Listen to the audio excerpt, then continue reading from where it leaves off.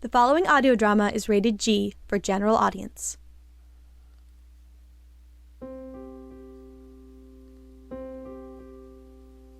This is a special Christmas edition of Holidays at Home. Here is your host, Mark Bruzee. Good evening. In 2006, Darker Projects was looking for a holiday play for their Night Terror series. And my friend Chris Snyder came to me with a short story by Beagle entitled Forever December. I was so impressed with it that I asked the author of Tank Bread, Paul Mannering, if he would script it into a holiday play, and he did. It was so moving and affecting to me that I broke one of my own cardinal rules, and I produced it for myself to star in. Here now is the Darker Projects classic holiday play, Forever December, from the Night Terror series. And come back after the show, and we'll have a few more things to say.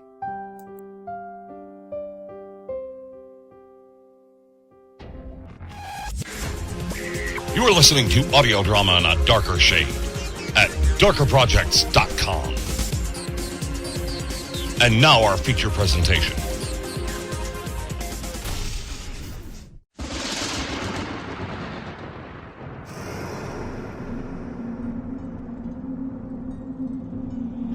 You are in a land away from sunlight.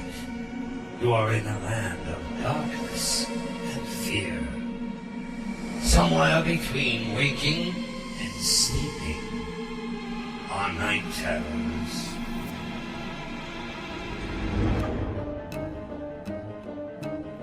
Night Terrors, an anthology of horror and suspense. Tonight's episode, Forever December, based on the short story by Beagle and scripted by Paul Mannering.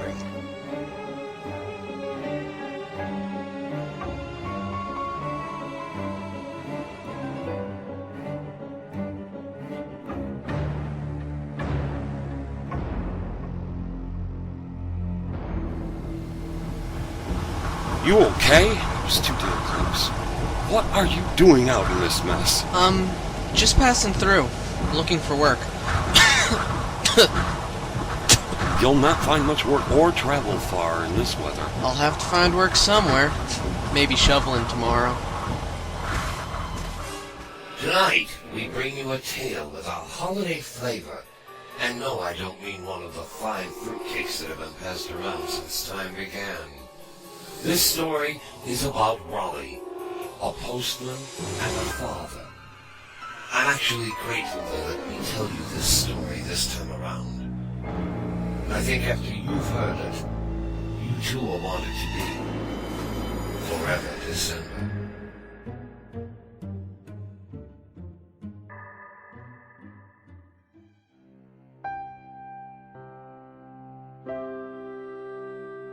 It was December 21st of 1992 when Lex died, just a few days before Christmas. We were wrecked with a huge snowstorm that year. This little town, biggest we'd ever had, they said at the time. Snow was piled on the streets. Plows had enough to make entire mountains of snow. A light drizzle afterward to make things slick is all it takes for a car to lose its traction and go sliding into someone. Into a teenager walking over to his friend's house to go sledding, for instance. Knocks him out of this world. Little ski jacket and Detroit Lions knit cap and all. Yes, sir. That's about all it takes. Rollie, got my check today? No, Ginny, not today. A few more days and your check will be here. You know it comes out on the 15th and the 1st, so why would I have it on the 10th? Wish it would hurry. My arthritis is paining me something fierce. Well, you probably shouldn't be out in the cold wind either, you know. Rollie, when you get old, you'll understand. These government people... I understand them plenty, Ginny. Those years in the Navy submarine corps taught me all I need to know about government people.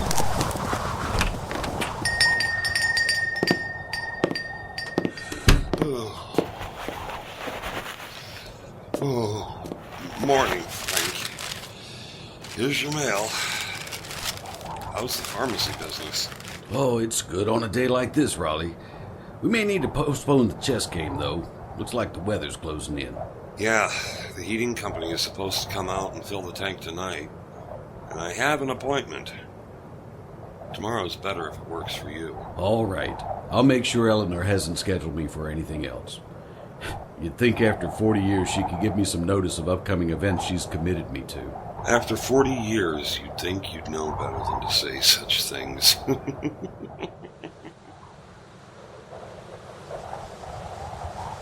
The predicted storm had firmly installed itself before I could finish my route that day. Old Man Winter was blustering with cold breath and dropping snow by the bucketful. My old Jeep trundled through the drifts that were already forming, white swirls obscuring the view, and I continued on my rounds, albeit slower as the wind slowly turned the whole town into a whiteout situation. I almost got stuck a couple of times, but the Jeep always seemed to pull through. I made my last delivery and felt relieved to be heading back to the garage. Wouldn't be too much longer before you couldn't drive around town.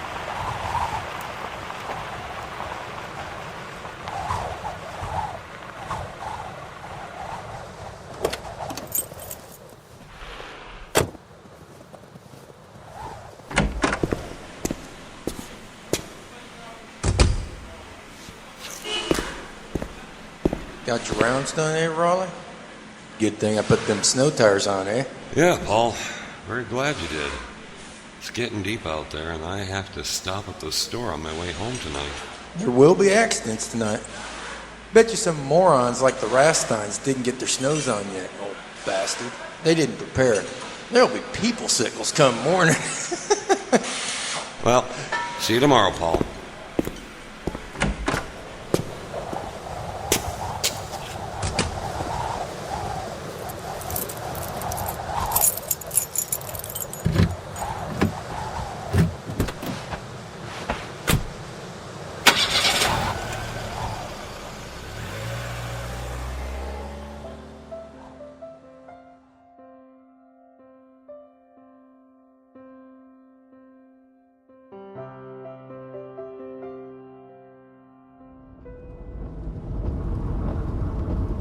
Jesus!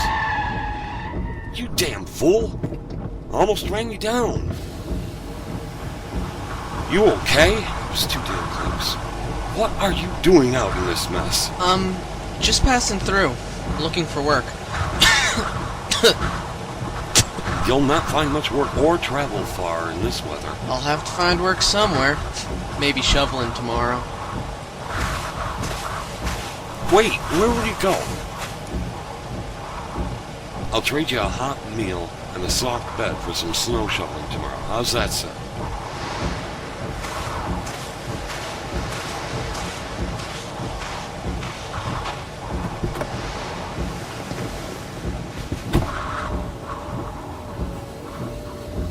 Seatbelt, please.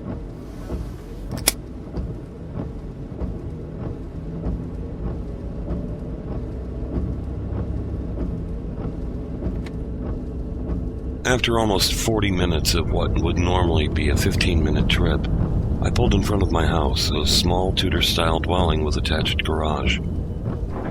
I pressed the button for the garage door opener and slowly glided into the garage. Exiting the vehicle, I headed for the door that led to my kitchen, pausing to hit the button that would close the garage door, and pulled my boots off.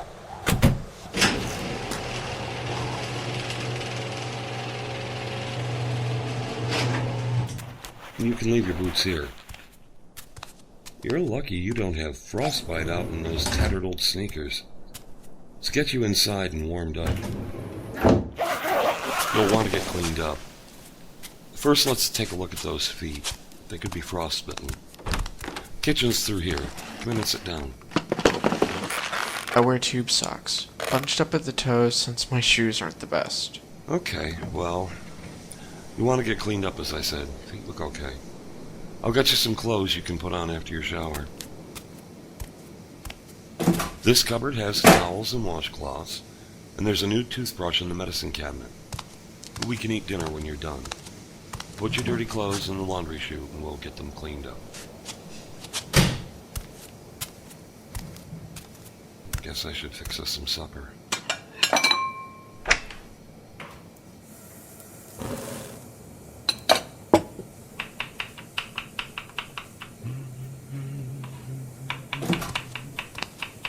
Lex? What? Oh, you startled me is all. Sit down, we should double check those feet.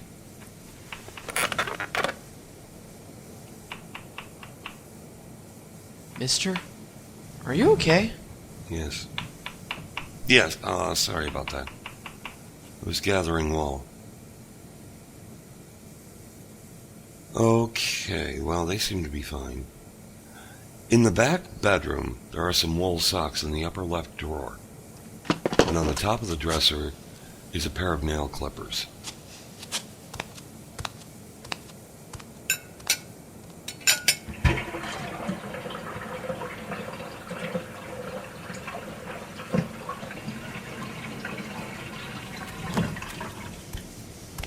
Thanks.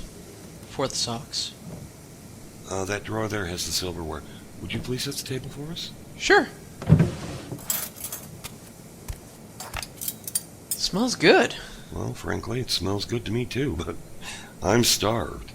You know, the chicken could use a few more minutes. Want to see where you can sleep? Then you can wander in there whenever you feel like it. Yeah, we can get this over with if you want. Mister, could I just please work this off? I really don't want to. I was just really cold. If you could please not hurt me. Hurt you? No one is going to hurt you. You mean you're not going to sleep with me? Sleep with you? You look a little old to have someone sleep with you.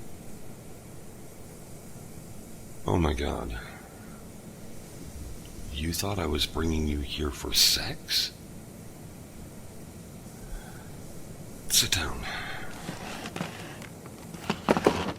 I am not going to sleep with you. I merely felt as though you shouldn't be out of doors on a night like tonight. We have an arrangement. A soft bed and a hot meal in exchange for some shoveling, yes? Instead of your room, how about I show you where the laundry is? We should start your clothes.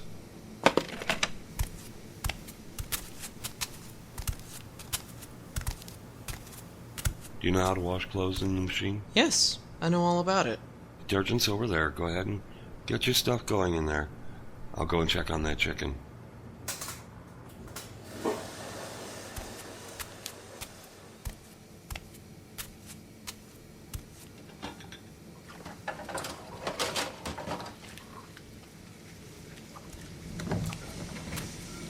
Would you please take 2 plates out of that cupboard and place them on the table as well? Okay.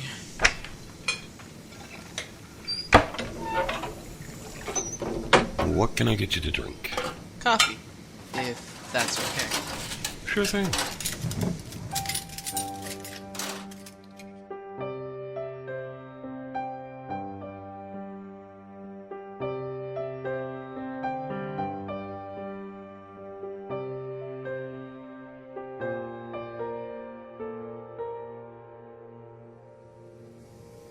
So, what's your name, or shall I call you Mystery Boy? Mystery Boy has a nice ring to it.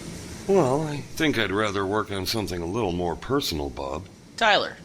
My name is Tyler Marshall. I'm Rollie. So like Lex. Who's Lex? Lex? Yeah, that's the second time you called me that tonight. Oh, I see. Well... Lex was my son. He died many years ago. 10, as a matter of fact. 10 years ago today.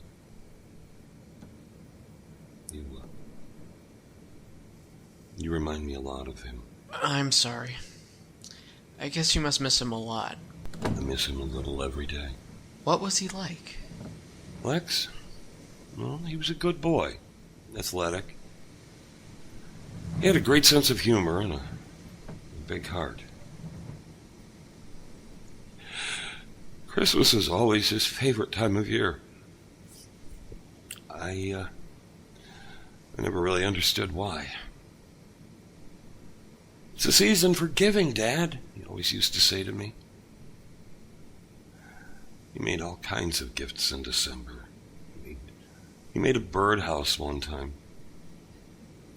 One time he took a model of a 67 Volkswagen bus and wired it to have headlights and glowing taillights.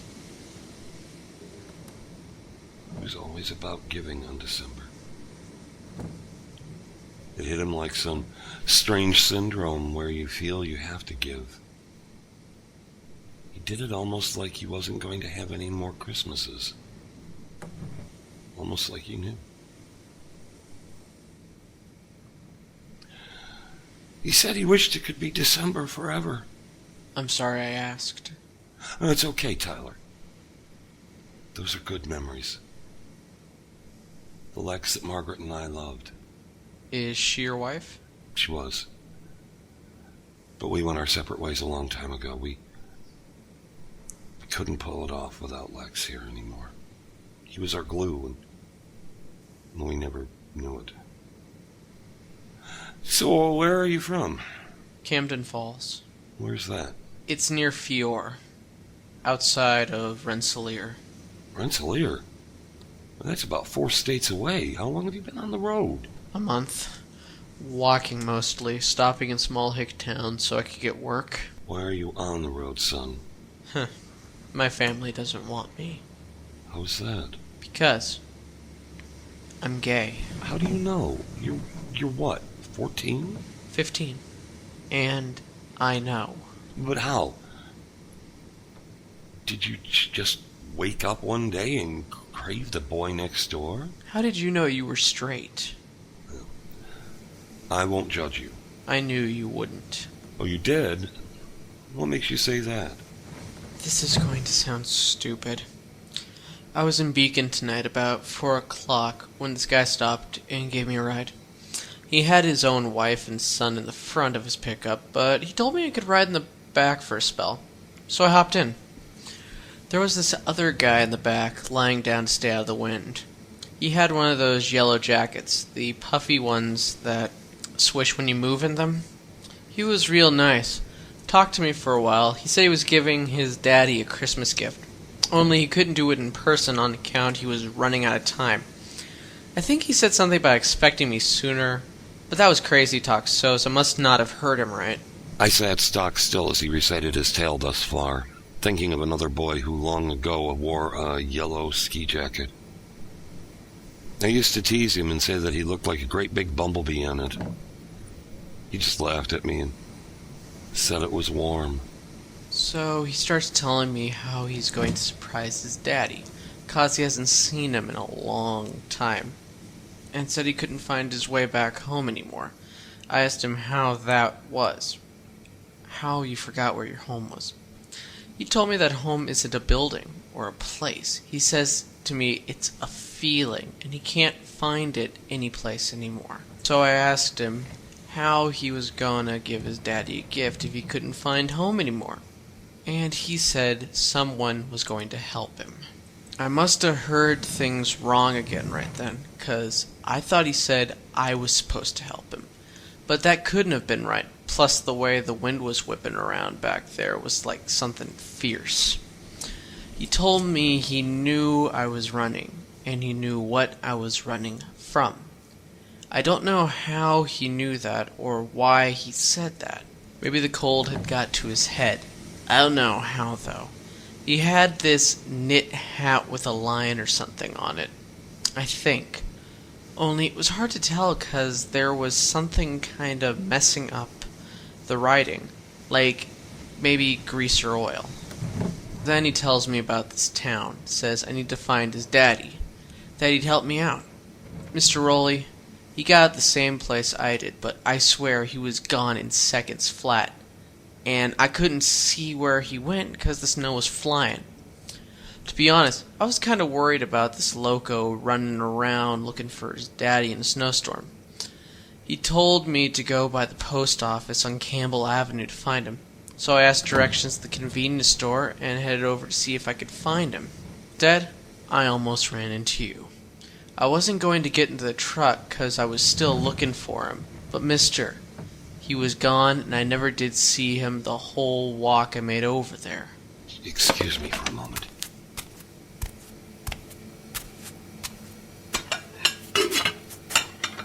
Oh, God. Yellow ski jacket. Detroit knit cap.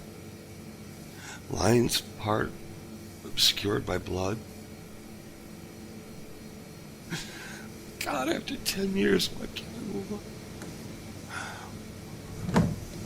Why does the pain not get any less as time went on? Rollie, this is him. The guy from the truck. That's Lex. That's my son, Lex. I carried Tyler to bed at 10:30. He had passed out, and I was finally coming to grips with what I'd learned. What my mind thought, but what my heart knew to be true. The house wasn't a home, only because I wasn't letting it be. Without my boy, to watch him grow and love and make his own life, I had lost that ability. I felt warmth in the house that hadn't previously been there, a feeling as though some wrong had just been nudged back in the right direction. I stood in the doorway looking down at Tyler Marshall, and suddenly I knew what he was. He was a gift from Lex. Someone who needed me as much as I needed him. He was Lex's ultimate gift, showing me that my son was remembering me and loving me, just like I did him each and every day.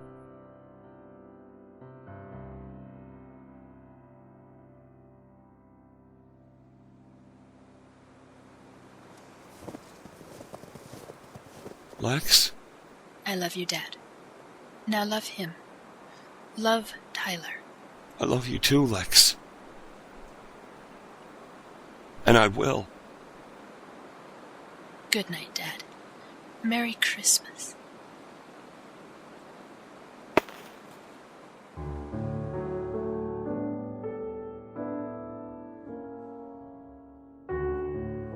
I know that Lex isn't really gone. No. He's not really gone at all.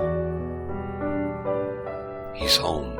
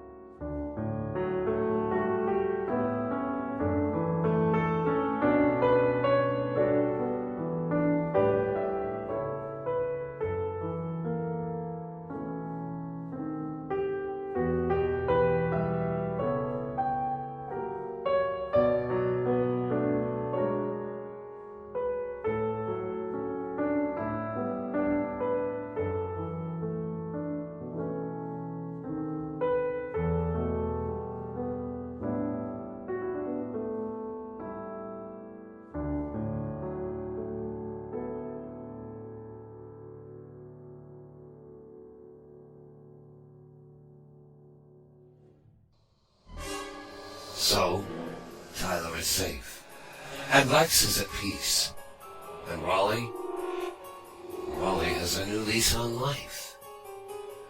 I don't know what else to say except, from all of us from beyond the veil, happy holidays. May you have a Tyler in your life. Good night.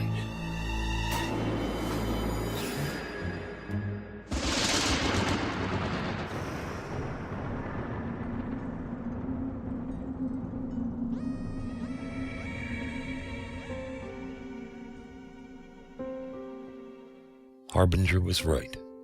Tyler did get lucky, as did Rollie.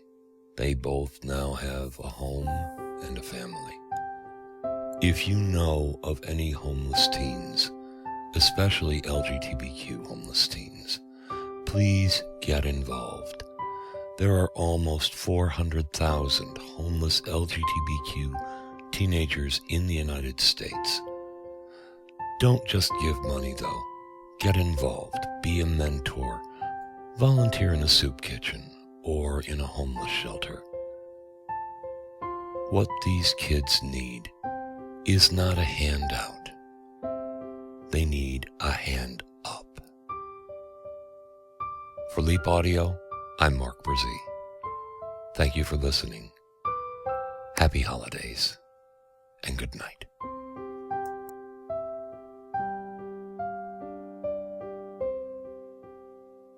You have been listening to a special Christmas edition of Holidays at Home. Your host was Mark Bruzee.